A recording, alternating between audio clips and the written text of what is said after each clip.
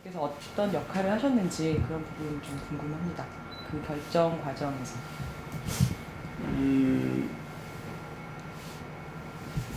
그냥 말하자면 이제 그 앞에 그 출마를 권하는 어떤 과정들, 네네. 그 다음에 그에 대해서 본인이 이제 출마할지 여부를 또 이제 고민하는 과정들, 그 다음에 이제 또 결국 또 출마를 이제 재원, 네. 꼭 이르기까지, 우리 이제 김경수 씨가 이제 말하자면 개인적인 선택이나 판단의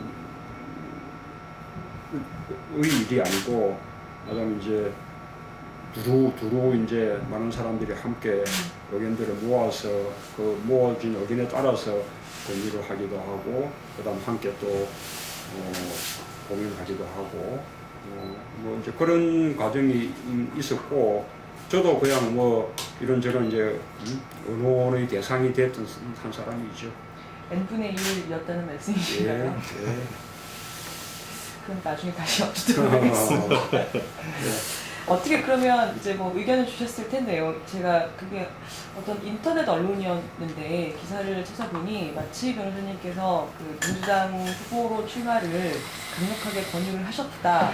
뭐 이렇게 왔던 그런 기사가 있더라고요. 그래서 이거는 어디 출처도 없고 어디서 나온 건가 좀 궁금했었거든요. 누구에 대해서? 그 변호사님께서 그 김경수 민주당 후보로 출마를 하면 좋겠다 그렇게 말씀을 하셨다는 기사가 나왔더라고요. 저는 출마를 적극 권한 적도 없고, 예. 또 발목을 잡은 적도 없습니다. 아 그래요? 오보라는 말씀이신 거죠? 예. 하물며 그게 출마할 경우에 당의 후보가 될 건지 또는 무소속이 될 건지 그 여부도 제가 그렇게 관여한 바는 없고요. 개인적으로는 어떻게 생각하셨어요? 거기에 이제 실장님은 그러니까 제가 어느 당으로 출마하고 이런 것보다는 혹시 개인적으로 이제 출마를 결심하게 되면 네네. 그러면은 후보 단일화나 야권 연대가 중요하다고 생각하시고 그걸 실장님께서 아무래도 이제 다른 분들의 실장님에 대한 신뢰가 높으니까 그 과정의 역할을 할 수 있으면 역할을 하고 싶다라는 실장님의 입장이었습니다. 그러니까 저는 예, 말씀대로 김경수 씨가 또 출마하면 그것으로도 중요한 일이지만 그거는 어쨌든 아까 두루 의논들은 하는 것이지만 궁극적으로는 그거는 본인의 선택과 결단의 문제고, 나는 이제 본인이 그렇게 결단을 할 경우에 출마를 하게 될 경우에 그 이후의 상황, 그러니까 이제 특히 우리 쪽 진영에서 또 국민참여당에서도 아주 좋은 후보를 내세워서 이미 지금 이제 출마 선언을 해둔 상태, 그리고 지금 이제 한참 노력을 하고 있는 상태이기 때문에 이제 그쪽하고의 이제 말하자면 아주 원만한 보기 좋은 단일화 이런 것을 어떻게 이제 이루어낼 건지 그런 그다음에 이제 또 이 김경수 씨 출마가 말하자면 자칫 이제 친노 진영의 균열이나 갈등으로 번질 수도 있으니까 그런 것을 어떻게 이제 막아 나갈 건지 이런 데 저는 더 관심이 있었죠. 솔직히 말씀드리면 이미 말씀드리셨는지 모르겠지만 출마 여부를 가지고 이제 하도 논란이 돼서요. 솔직히 저희의 애초 의도도 친노의 균열 물음표였습니다. 그냥 했다가는 예전에 저희 신문 때 한번 욕먹었던 것처럼 크게 욕먹을 것 같아서요. 근데 그런 일은 절대 없어요. 그거는 저는 그 언론의 선정적인 그거고 그런 일은 절대로 없었을 겁니다. 아마 김경수 씨가 출마 하지 않은 것도 말하자면 이제 그런 점들을 피하기 위한 그냥 본인의 큰 양보인데 실력 출마했더라도 말하자면 서로 잠시 동안 서로 경쟁하고 하는 것이야 별 수 없는 일이지만 그러나 이제 궁극적으로는 아주 말하자면 단일화, 아름다운 단일화 그런 걸 통해서 국민들한테 아마 더 희망을 줬을 겁니다. 근데 이제 그렇게 뭐 단순한 문제는 아니고 어쨌든 이제 그 앞에 기존의 그 과거의 민주당이 지난번 대선에서도 참담한 실패를 어쨌든 뭐 하기도 했지만 말하자면 이제 국민들에게 그 일종의 수권 정당 그 차기 이 어떤 대선에서 대권을 맡길 만한 그런 식의 정당으로 그런 믿음을 그렇게 크게 주지 못하고 있었던 게 사실이란 말이에요. 네. 그런 상황 속에서 이제 친노 진영에서 정치하는 사람들 중에 일부는 그래도 민주당 내에서 민주당을 쇄신해내고 또 민주당을 개혁해내고 그렇게 해서 민주당을 맞아 수권 정당으로 키워나가야 된다라고 이제 생각한 분들이 있었고 그다음에 또 일부는 그 민주당의 한계가 너무 이렇게 크기 때문에 안 될 거다. 그러니 이제 좀 더 분명하고 원칙이 있는 그런 정당을 별도로 만들어야 되겠다라고 생각하는 사람들이 있어서 그렇게 이제 갈라져 있는 것이고 그래서 이제 이 갈라져 있는 것이 때로는 이제 그게 시너지 효과가 생기기도 하는데 또 많은 경우에 불편하기도 하죠. 그래서 이제 그런 부분들을 앞으로 이제 중요한 그 총선 대선을 앞두고 어떻게 이제 극복해 나가느냐 이게 이제 우리 쪽에 가장 큰 과제가 되고 있는 거죠. 그 말씀을 저는 뭐 제가 정치하는 사람은 아니고 저도 뭐 일반 국민과 같은 눈높이에서 예. 그렇게 이제 뭐 말씀을 드리는 건데 저는 뭐 어떤 형태든지 가능하다 생각해요. 뭐 예를 들면 가장 바람직하기로는 뭐 통합일 테지요. 그러나 이제 또 현실적으로 통합이 어렵다면 일종의 연정 형태의 연대 연합 또 이제 차선책이 될 테고 또 이제 그게 또 쉽지 않다면 말하자면 경쟁을 통한 단일화는 반드시 이루어지는 거고 적어도 하여튼간에 후보 단일화는 돼야 된다라는 것은 뭐 아주 시험한 국민의 명령이죠.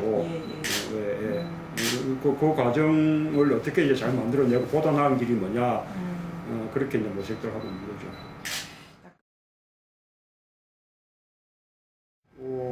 우선은 저는 이제 처음에 뭐 말하자면 이제 한나라당의 이제 어떤 집권에 대해서 아주 구시적으로 보자면 왜 이제 뭐 미국에서 민주당과 공화당 정부가 이렇게 번갈아 이렇게 집권하듯이 그다음에 또 유럽에서도 뭐 보다 보수적인 정파와 좀 더 진보적인 정파와 뭐 이게 번갈아 이렇게 하지 않습니까? 그러면서 이제 보다 보수적인 쪽은 좀 더 성장 쪽을 중시하고 좀 더 진보적인 쪽은 복지 쪽을 좀 중시하고 그러면서 크게 보면 복지와 성장이 균형 있게 이렇게 지그재그로 발전해 나가는 거란 말이에요. 그게 이제 우리가 옛날에 조사해 봤더니 그렇게 정권이 이렇게 바뀌고 하는 것이 대충 서구의 경우에 한 7, 8년 정도의 이제 간격을 두고 이렇게 해요. 그래서 우리도 국민의 정부하고 참정부 합치면 10년 집권했으니 말하자면 국민들이 이제 다른 선택을 한 것이다.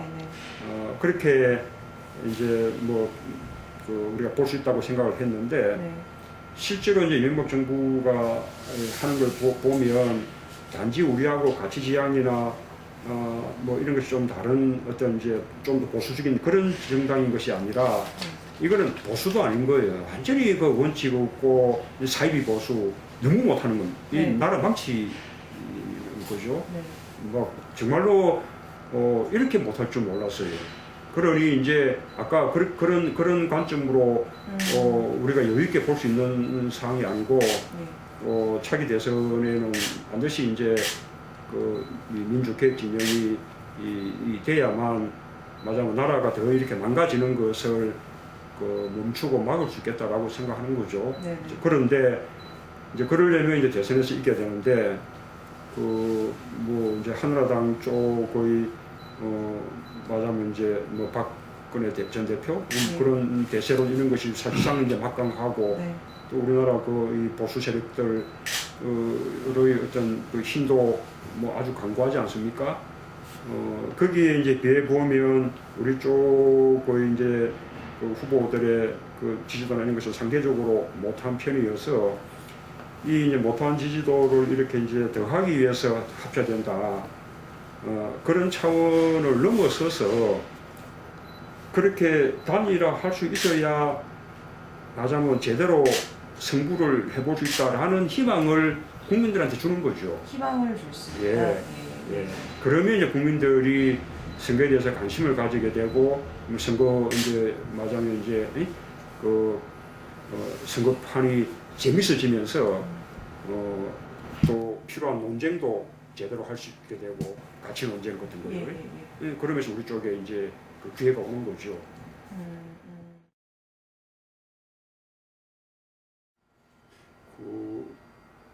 그런 말을 한 사람들이 누군지 잘 모르겠는데 저는 뭐 전혀 동의하지 않고요. 우선은 유 장관이 앞으로 이제 어떤 단일화의 국면에서 그 단일화의 어떤 대의 그런 것을 절대로 무슨 거부하거나 외면할 사람이 아니에요. 그래서 물론 이제 정치를 하는 사람인 이상 자기가 이 단일화된 후보가 되기를 우선 바라겠지만 그렇죠. 그러나 이제 그렇게 되지 않고 단일화의 경쟁에서 질 경우에 흔쾌히 승복해서 말하자면 그 단일화된 그 후보를 위해서 선거에 총력을 내서 돕는 그런 활동을 할 겁니다. 원래 단일화라는 게 그런 것이 전제가 돼 있는 거예요. 옛날에 노 대통령도 그렇죠. 그 당내 그 경선에서 나갔을 때 그 가졌던 고민, 그 다음에 또 나중에 정몽준 씨하고 단일화 이 과정에서 가졌던 고민이 그거였어요. 그러니까 내가 단일화에서 질 경우에 그럼 거꾸로 내가 이제 도와야 되는데 내가 과연 그 사람을 위해서 도울 수 있을 것인가. 예를 들면 당내 경선 때는 그때는 인재 후보가 말하자면 당내 대세였는데 도울 수 있을 건가. 또 나중에 정몽준 씨하고 당내 질 경우에 정몽준 씨를 위해서 선거운동을 내가 열심히 해줄 수 있을 것인가. 그러고 그렇게 해야 된다. 그렇게 나는 할 수 있다. 그렇게 해야 된다. 라는 마음의 정리가 되고 난 이후에 단일화 그 경쟁에 나선 거거든요. 만약에 그런 자세가 없으면 단일화라는 말이 성립이 안 되는 거죠. 나로만의 내만 선택되게 되고 다른 사람이 선택되고 나는 그때는 모른 척하겠다라고 한다면 그게 단일화입니까 그게? 그렇죠. 그리고 그런 부분은 이 정당들이 서로 경쟁하니까 서로 마찬가지입니다. 유 장관 같은 경우는 뭐 제가 보기에 또 제가 보는 게 아니라 국민들 눈높이에서 보더라도 뭐 야권에서 가장 강력한 가장 지지도가 높은 여론조사 해봐도 제일 높잖아요. 현실적으로 가장 우수한 후보고 우리 친노 진영으로서는 뭐 말할 나위가 없고요. 뭐 탁월한 면서 저는 뭐 노 대통령이 뭐 정신이나 가치나 이런 것도 뭐 말하자면 가장 잘 개선할 수 있는 그런 이제 분이라고 생각하는데 그러나 이제 부족한 부분이 있단 말입니다. 우선은 이제 뭐 당세도 약하고 또 뭐 흔히 말하듯이 뭐 NT도 많고 이제 그런 과정조차도 그런 것들도 단일화가 돼서 유시민 장관이 만약에 이길 경우에 한나라 민주당이 흔쾌하게 말하자면 단일화에 정신이 입각해서 그 부족한 부분을 메워줘야죠. 지지하고 자기 후보나 마찬가지로. 그럴 수 있으면 그 부족한 부분들이 다 그 메워지는 거 아니에요? 예. 또 그런 자세로 단일화 임해야 반대로 그 민주당 내에도 우리 뭐 한명주 총리님을 비롯해서 또 좋은 후보들이 많이 있는데 또 그분들이 다 좋은 후보지만 그러나 또 부족한 부분이 있잖아요. 특히 뭐 이 무슨 젊은 사람들을 이렇게 한테 갖고 있는 유시민 장관의 폭발력 같은 거 이런 것은 뭐 선거 때 꼭 필요하거든요. 그래서 만약에 민주당 내 그 후보가 한 총리나 뭐 이 손학규 대표나 이런 분들이 그 단일화 경쟁이 이럴 경우에는 유 장관이 같이 파트너처럼 그렇게 뛸 수 있어야 되는 거지요. 아마 유 장관은 자세가 난 대식이라 보는데 그런 자세를 민주당이 가져야 되는 거예요. 서로 간에. 그러나 평상시의 경쟁은 그거는 자연스러운 것이죠. 아이고 뭐 평소에도 형님 먼저 아우 먼저 이러면서 할 수는 없고 평소에 그렇게 아웅다웅도 하고 뭐 평소에 경쟁도 하는 거죠. 자기 쪽이 더 낫다는 거 아닙니까? 뭐 말하자면 그렇게 정치하는 사람이 그렇게 주장하면서 사는 거죠. 그러다가 문화 정책인데.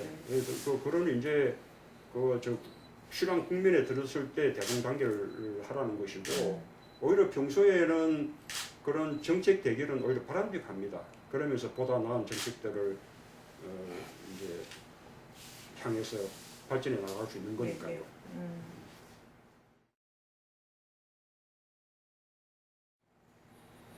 왜 심지어 민주노동당에서도 노무현 정신을 계승하겠습니다고 얘기를 하는 걸까요? 그 노무현 정신 가치는 노 대통령 스스로 이제 늘 선표는 사람 사는 세상을 만들자는 건데 사람 사는 세상을 이제 복잡하지만 또 한마디로 압축하자면 말하자면 누구나 존엄한 세상. 그러니까 뭐 잘나고 돈 많고 부자 이런 사람들만 존엄한 것이 아니라 그 뭐 말하자면 뒤처지는 사람들, 경쟁에서 처지는 사람들, 그 뭐 못 배우고 못 가진 사람들, 뭐 장애자들, 약자들, 뭐 소수파들, 소수자들 이런 사람들까지 다 함께 존엄할 수 있는 세상, 그걸 말하는 거죠. 우선 이제 그러려면 또 뭐 조건들이 많죠. 뭐 예를 들면 민주주의나 인권 같은 게 제대로 이렇게 그 보장돼야 되는 것이고, 그 다음에 또 말하자면 이 자본주의 사회에서 경쟁에서 뒤떨어지는 사람들을 위한 배려 이런 것들이 필요한 것이고, 그게 이제 복지라는 거죠, 한마디로. 시간에 대해서 유시민 전 장관이 뭐 거의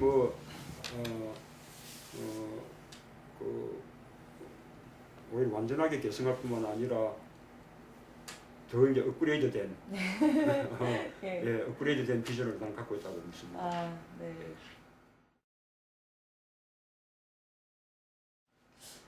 육바시군요. 농담입니다. 그리 말한다면 또 저는 또 한총리도 좋아하는데 그러면 또 뭐 한파라 둘 다 되니까. 한총리도 물어주세요. 그럴까요? 우리 진짜 육바 대불라. 그러시면 이제 한총리 관련해서 좀 말씀을 한번 좀 해주세요. 한총리님은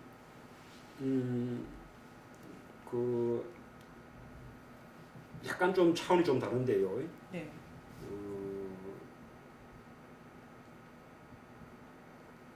말하자면 2007년 대선 때 그 노 대통령님은 말하자면 차기 이렇게 됐건 국가 지도자는 한 총리님 같은 분이 돼야 된다. 그렇게 말씀을 이제 하셨어요. 아마 그 인터뷰 자리에서 그렇게 말씀하시거든요. 저희한테도 그렇게 말씀하셨고. 그런데 이제 그거는 이제 아직까지 우리 정치 문화가 아주 대결적이고 적대적인 그런 이제 문화가 여전히 강하지 않습니까? 노 대통령이 당선됐을 때 그 통합 네. 그것을 하나의 어떤 목표로 삼고 노력을 많이 하셨어요. 통합이란 말씀도 많이 했지만 네. 실제로 뭐 당선자 시절에 야당 당사를 방문한다든지 그다음에 대통령 되고 나서 국회를 또 방문해서 네, 네, 국회 네. 가서 연설을 한다든지 그런 식의 노력들을 했고 가능하다면 마다뭐 야당 정치인들하고도 서로 대화하고 소통하는 네. 그런 이제 대통령이 되고 싶어 하셨는데 네.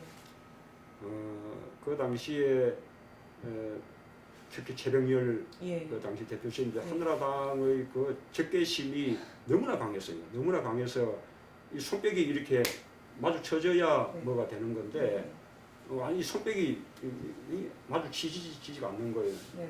그러고 그런 상황 속에서 뭐 야당 정치인들하고 사이에 대화나 소통의 시도 이런 걸 하게 되면 오히려 그것이 정치 공작으로 뭐또 모르기 십상이고 네. 그래서 이제 못했죠. 사실 뭐 이 그런 면에서는 참여정부 시절에 뭐 거의 뭐 진전이 없었다고 해도 저는 아니라고 생각합니다. 노 대통령 굉장히 안타까워하셨어요. 네. 네. 그래서 이제 그런 아주 차세대의 리더십은 정말로 그 화합 네. 그리고 국민 통합적인 그런 식의 리더십이 돼야 되고 민주주의도 그런 민주주의로 나가야 된다라고 저는 생각하셨죠. 네네네. 그래서 거기에 한명주 총리님 같은 우리 그 분이 없다라고 이제 생각하시고 지금 그 생각은 지금도 뭐 이해하고 아마 많은 국민들도 한 총리님에 대한 이미지를 그렇게 보고 예, 있지 않나요? 예, 예, 예. 국민들 눈높이로 보더라도 대체로 뭐 여전히 예. 맞는 말이라고 생각합니다. 예.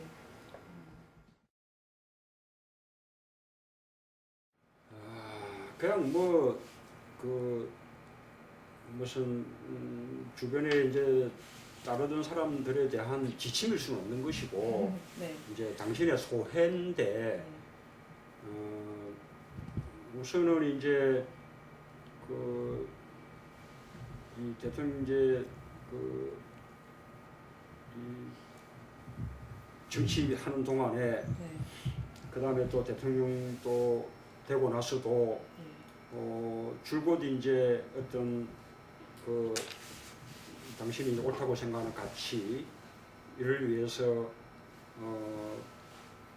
뭐 굉장히 많은 좌절과 실패를 네. 이렇게 경험하면서도 네. 그 가치를 놓지 않고 끝까지 이렇게 이제 하지 않았습니까? 네. 그러고 또 대통령 되고 한 것으로서 맞아면 이제 그런 것이 상당히 많은 인정받았다. 네. 네. 좀 그렇죠. 실현했다. 현실 정치 속에서 그렇게 생각을 했는데 참여정부를 이제 마치면서 또 이제 정권 재창출에 실패하고 그때 참여정부가 지향했던 여러 가지 가치들이 깡그리 다 부정당하고 네. 그 다음에 이제 또 완전히 역사가 또 퇴행하고 네. 이런 것을 보면서 일종의 이제 참 좀 허망하다는 무상하다는 생각을 하신 것 같아요. 예. 그래서 우선 그런 표현이 하나 또 있었고 네네. 또 하나는 이제 노 대통령도 말하자면 시민운동, 사회운동, 민주화운동을 하다가 정치로 들어가셨는데 정치를 막상 이제 들어가고 나는데 막상 해보니까 말하자면 시민운동이나 사회운동 시절에는 이 사회되고 이제 주장하고 요구해가지고 이것이 이제 긴 세월을 통해서 이렇게 서서히 그것이 이제 실현돼 나가고 그런 것에 비해서 정치 쪽은 이제 뭐 곧바로 무슨 뭐 제도를 만든다거나 법을 만든다거나 이래가지고 직접적으로 막 영향을 미치잖아요. 네네. 그래서 맞아 우리 사회를 변화시켜 나가는데 정치가 훨씬 더 맞아 빠르고 그 다음에 더 이제 효율적인 길이다. 예. 그렇게 이제 생각을 하셨어요. 그래서 이제 주변 사람들한테도 정치로 많이 들어오라고 그렇게 이제 또 권유도 하고 하셨는데 아까 이제 대통령 그만두고 난 뒤에 아까 그런 식의 그 소회를 갖고 있으면서 그때 대통령께서 생각하시기를 역시 다 지나고 보니 그 정치 쪽이 보다 직접적이고 빠른 뜻이 보였던 것은 그것은 말하자면 단기적인 거고 그게 우리 사회에 근본적으로 변화한 것은 아니고 그것은 뭐 금세 바꾸면 또 금방 다그 과거로 돌아가 버리고 이런 것이어서 그것이 우리 사회를 근본적으로 변화하는 것은 시키는 것은 아니다. 네네. 결국 우리 사회를 근본적으로 변화시키는 것은 시민운동이나 문화운동이라든지 이런 쪽이 더디게 보여도 네. 그것이 우리 사회를 제대로 바닥부터 네. 근본적으로 변화시키는 길이다라고 이제 생각을 또 이제 하시게 됐죠. 네. 네, 그래서 이제 맞아 정치 못지않게 시민운동, 사회운동이 참 문화운동 이런 네. 게 참으로 중요하다. 그런 거고 네. 그런 소외시고 네. 뭐 정치하지 마라. 네. 네. 뭐 직업 정치를 하지 마라. 뭐 그런 것은 아니고 뭐 각자 하는 거고. 네. 운동이나 문화운동 네. 이런 걸 통해서 시민들의 정치의식이 함께 변해 나가야 정치도 이제 같이 발전해 나가는데 근본적인 밑바닥은 변해 나가지 않고 정치에 대한 요구는 높고 이런 상황에서 정치라고 하는 게 결국 갈등과 경쟁을 통해서 새로운 네. 대안을 찾아가는 건데 싸우면 싸운다고 욕하고 예. 그 어차피 돈이 들 수밖에 없는 정책을 네. 연구하다 보면 돈이 들고 그걸 또 정치 자금을 통해서 깨끗하게 해결하고 하면 되는데 자금을 그 정치 자금에 대해서는 다들 또 이제 경원시하고 뭐 이런 사회적인 분위기 속에서 정치가 너무 힘들게 우리 사회는 정치에 대한 여러 가지 오해와 이런 부분들이 정치인을 너무 힘들게 하고 있다. 이번 이런 사회적인 문화와 의식이 함께 변해 나가야 된다라는 걸 좀 강조하신 것도 있습니다. 네. 그런 것과 함께 변화와 함께 정치도 같이 발전해 나가는 거지. 정치만 뭐 이렇게 와서 막 한다고 정치가 변하는 건 아니다. 이런 뜻으로 이제 주변 사람들에게 정치하지 말라는 일종의 역설인 거죠. 시민들과 함께 해라. 이런 뜻으로. 깨어있는 시민이 중요하다는 예. 강조 뭐 이렇게 이해를 하면 그렇게, 되겠군요. 네. 아니 그러고 네. 또 그런 점이 없지는 않습니다. 당신이 정치를 하는 과정이 결국 이제 대의를 위해서 원칙을 지키면서 그렇게 이제 정치를 해야 되는 거 아니에요? 네, 네. 뭐 다 누구나 그렇게 해야 되는 건데 그렇게 정치를 해보니 너무나 고통스럽더라. 네네. 너무나 고통스럽고 또 주변에도 고통을 주고 그래서 말하자면 쉽게 할 일이 아니다라는 것도 있어요. 예. 그냥 쉽게 네. 그냥 뭐 자기 이 개인적인 성취나 추세 네. 이런 목적으로 쉽게 정치를 이룰 것은 아니다. 네. 그런 아주 이제 그런 고통과 이런 것까지 다 감수하면서 원칙을 지켜나가려는 그런 이제 굳은 어떤 그 결의가 있어야만 할 수 있다. 뭐 그런.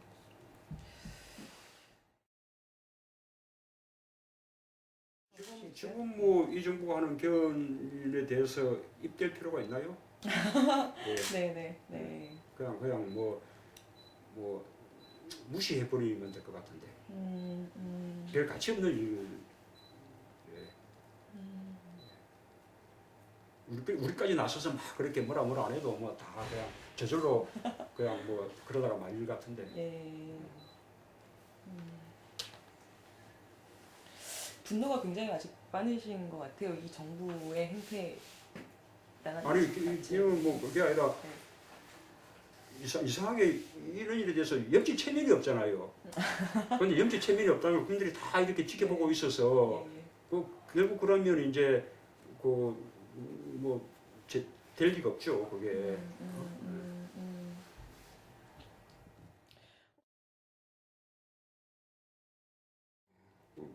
이제 뭐 역시 제일 문제가 이제 아주 일방주의, 독선주의, 네. 권위주의 이런 게 이제 제일 큰 행태상의 문제니까.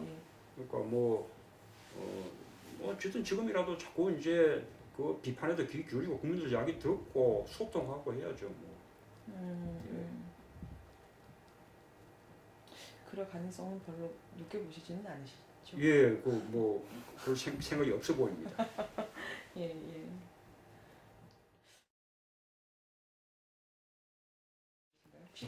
그래, 그거를 하지 않는 게 정말 이상한 거예요. 제가 제일 이상하게 생각하는 게 아무리 그냥 좀 가치정이 달라도 예, 예. 우리 그 국정에서 무슨 이념적인 지향 따라서 그 무슨 왔다 갔다 하는 부분은 극히 일부에 불과합니다. 네네. 그건 근간은 그런 거하고 상관없이 쭉 이어져 내려가는 거거든요. 네. 참여정부 정책 가운데 그 연원을 따져보면 YS 정부나 노태우 정부까지 올라가는 거 굉장히 많아요. 예, 예, 남북 관계도 노태우 정부 때 남북 기본 합의서에 입각해서 지금까지 하고 있는 것이죠. 네, 네, 네. 참여정부 교육정책도 YS 그 531 교육계획 그거 따르는 거란 예, 말입니다. 그렇게 그 우리가 이제 우리 같이 지향 다르니까 우리는 YS 정부대로 안 한다 이렇게 되는 게 아니에요. 예, 예, 예. 아니 근데 이상하게 이 정부는 과거 거를 깡그리 다 그냥 말하자면 반대로 가려고 예. 이상한 강박을 갖고 있죠. 용어조차도 그런 네. 용어를 안 써버리 균형 이런 말 안 쓰잖아요 절대로. 예. 그 이상한. 그래서 예를 들면 뭐 인사검증 같은 거 참여정부 때 뭐 여러 번 인사를 거쳐가면서 거의 뭐 완벽한 인사검증 매뉴얼이 있어요. 네, 네. 네. 그리고 또 우리 말년에 국가청렴위원회로 예, 예. 하여금 말하자면 그게 이 검증 항목 가운데 어떤 것은 그 당시는 국민들이 아주 말하자면 많이 관심 있게 이렇게 하는 항목이지만 시간이 지나면 그런 부분은 좀 덜 중요해지는 그런 이제 항목도 있을 수 있고 오히려 뭐 시간이 가면 갈수록 예. 더 그게 중요해지는 항목도 있을 수 있고 그게 고정불변은 아니란 말입니다. 예, 예. 그런 이제 긴 이제 나중에 그런 미래까지 내다보면서 통용될 수 있는 이 검증 매뉴얼을 또 만들었어요. 아, 예, 예. 그러고 그런 걸 왜 만들었는가 하면 이런 그 검증 기준들이 예고돼야 돼요. 그렇죠. 예고돼야 이 공직자라든지 그다음에 고위공직을 희망하는 사람들이 그게 맞춰서 자기 관리를 예. 할 수 있죠.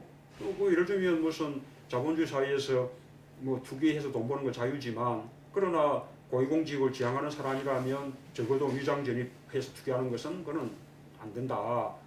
뭐 또 음주운전도 뭐 2번 이상이면 안 된다. 이런 게 딱딱딱 이제 예고가 돼야 되는데 네. 그거 없으면 원칙 없는 거 없고 어떤 때는 안 됐다가 어떤 됐다가 막 그러는 거 아니에요, 그죠? 지금 전혀 무시하고 있다가 언제고 김태호 인사 실패 때인가 네, 네. 그때 비로소 검증 매뉴얼을 새로 만들었다는 거예요. 검증문항, 200문항 예. 해가지고 뭐 맞습니다. 확인돼 번씩 놓을 텐데 예. 그거 뭐 대부분이 전혀 실효성이 없는 문항이라고 네. 비판도 있고 네, 그랬는데 그 과거 정부의 이 해왔던 노력들을 왜 참고하지 않는지 이해할 수 없어요. 진짜 이해가 안 가는 사람들이. 아니, 우리는 늘 물어봤거든요. 예. 아니, 너무 잘 모르니까 궁금하니까. 예, 예. 이런 일 하면 당신 들 때는 어떻게 했노 이제 예. 뭐 그런 법이 없어요. 어. 부임해도 인사하는 법도 없고요. 예. 일관성은 있으신 분들이군요. 아니 그러니까 그렇다면 예, 아까 예. 내가 검증 이게 매뉴얼을 이야기한 게 예.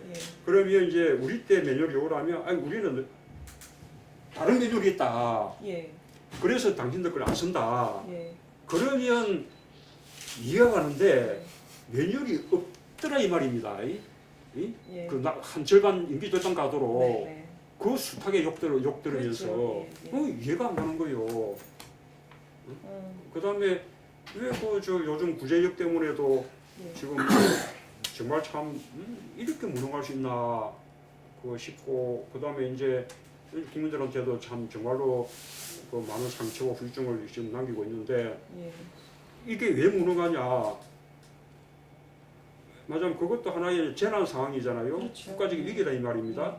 그것을 그 대응하는 다루는 있습니다. 시스템들이 있어요. 그 국가적으로 그게 없는 국가가 어디 있겠습니까? 네, 네. 그게 점점 이제 발전해 가는 거죠. 그래서 이제 최고로 발전되는 형태가 참여정부 때 청와대 내에 위기관리센터를 두 가지고 위기관리센터라는 게 꼭 무슨 뭐 천안함 사건 같은 거 생겨야만 위기가 아니라 이런 식의 그 전염병이라든지 이런 것도 다 들어가는 겁니다. 예. 그러면 이제 즉각 그게 그 위기관리센터에서 파괴돼서 그때부터 대책 마련에 들어가게 되면 컨트롤 타워의 그 작동에 의해서 이제 일사불란하게 또 평소에 만들어준 매뉴얼 따라 쭉 나가게 되는 건데 요거 없애버렸죠. 그랬다가 영업하지 못하니까 대폭 축소하고 직책도 낮췄다가 지금 점점 하나 터지면 조금 더 늘리고 해서 드디어 이제 참여정부 때하고 거의 같은 수준으로 지금 돌아간다는 거 아니고죠. 그러니까 뭐 대응이 안 되는 거죠. 이해할 수 없는 거죠. 약간 예를 들면 제도를 바꾸려 해도 뭐 새 정부가 보기에 그것이 비용적인 시스템이다 하면 바꿀 수 있겠죠. 바꿔주는 게 업그레이드죠. 그러면 그런 것도 그 만들 때는 어떤 취지로 이런 제도를 만들었나 설령 불합리하게 보이는 부분이 있어도 얼핏 보면 이거 이해가 안 가는데 왜 이렇게 이해가 안 가게 이렇게 돼 있냐 그 연유를 따져봐야 돼요. 그렇죠. 그래야 그 취지를 알 수 있어요. 그러고 난 뒤에 바꾸더라도 바꿔야 되는데 그런 게 없는 거예요. 약간 그런 이 모든 것을 참정부를 부정하는 데서 비롯된 그 비극이란 비극일 수도 있겠네요. 그러니까 참정부보다 더 잘하면 될 텐데 이상하게 더 잘하려고 하지 않고 왜 그 부정하려고 합니까? 그 이해할 수 없는 사람들.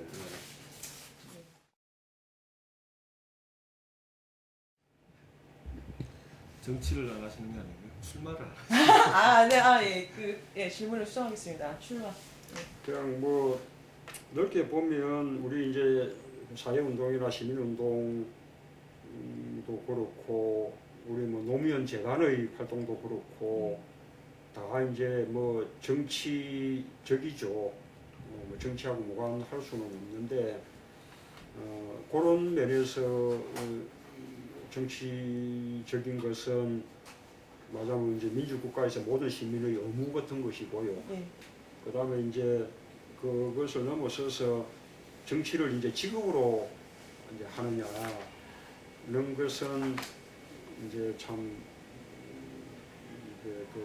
굉장히 어려운 결단이 필요한 건데 말하자면 이제 정치를 직업으로 할 경우에 생각되는 많은 이제 어떤 그 어려움들 또 아까 대통령 말씀하셨다는 그런 고통들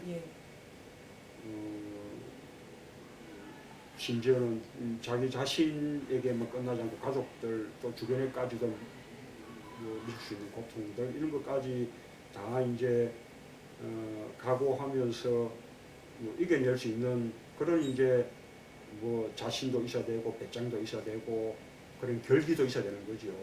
뭐 저는 그게 이제 없다고 생각하는 겁니다. 그러니까 뭐 그냥 자기 척 알죠. 뭐 그냥 논리 이전에 자기 자신을 잘 알잖아요.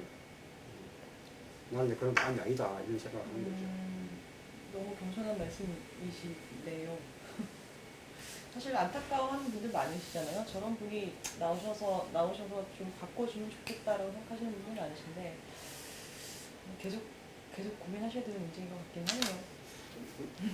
다들 누구나 다 정치만 제일 중요한 거 아니거든요. 네. 누구나 다 정치를 직업으로 해야 되는 건 아니고요. 정치 직업으로 하려고 그러면 많은 어떤 이제 좀 조건들을 좀 갖춰야 돼요.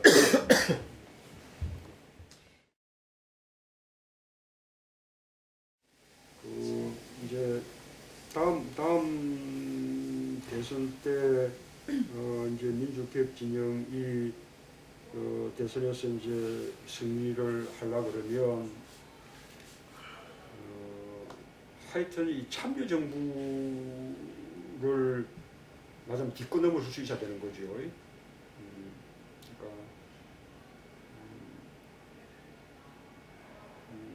뭐 물론 참여 정부가 잘한 부분, 뭐 그런 부분들은 계속 이제 개선하고 발전시켜 나가야 되는 것이지만 또 이제 그 당시에 참여 정부가 또 민심을 붙잡지 못했던 부분들, 그다음에 또 국민들한테 희망을 주었던 부분들, 그런 부분들을 또 제대로 성찰하면서 말하면 그에 대해서 극복하고 대한 희망을 주는 말하면 더 잘할 수 있는 그런 식의 이제 믿음을 국민들한테 줘야만 가능하거든요. 어쨌든 다음 대선의 민주개혁 진영의 모든 부분은 참여정부로부터 출발하지 않을 수 없어요. 그거는 뭐 피할 수 없는 그런 이제 일이어서 이 참여정부에 대해서 제대로 이렇게 성찰하고 그다음에 또 그 위에서 그 국민들한테 어떤 그 집권의 비전 그런 것을 이제 제시할 수 있도록 하는 것 그런 거 다 함께 노력해야 되거든요. 네.